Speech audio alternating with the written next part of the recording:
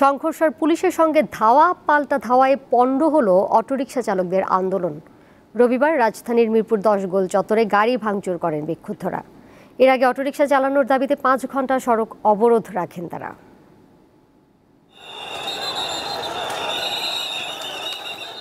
Autorickshaw ও battery চালিত রিকশা বন্ধের সরকারি সিদ্ধান্তের বিরুদ্ধে রবিবার সড়কে নামে শ্রমিকরা।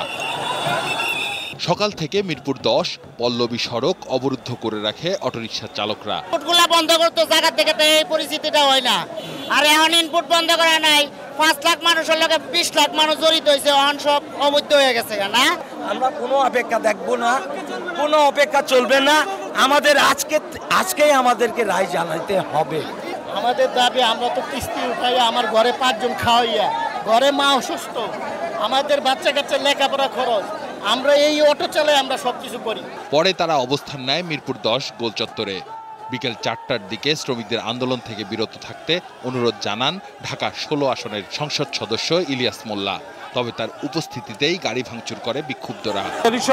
সবাই চলে গেছে, এই বিএনপি জামাতের কিছু লোক তারা আইসা এই ইট পাটকেলগুলো করছে এবং গাড়িও ভাঙচুর করেছে।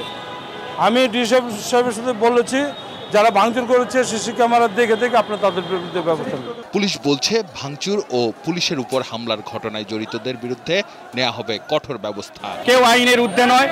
যারা আইন শৃঙ্খলার অবনতি ঘটানোর চেষ্টা করেছে বা আইন শৃঙ্খলা ভঙ্গ করেছে, তাদেরকে বাংলাদেশে প্রচলিত আইন ও বিধিবিধান মোতাবেক তাদের বিরুদ্ধে কঠোর ব্যবস্থা নেওয়া হবে। দিনভর যানবাহন বন্ধের কারণে ভোগান্তির শিকার হন নগরবাসী। আসিফ জামান, দীপ্ত সংবাদ, ঢাকা।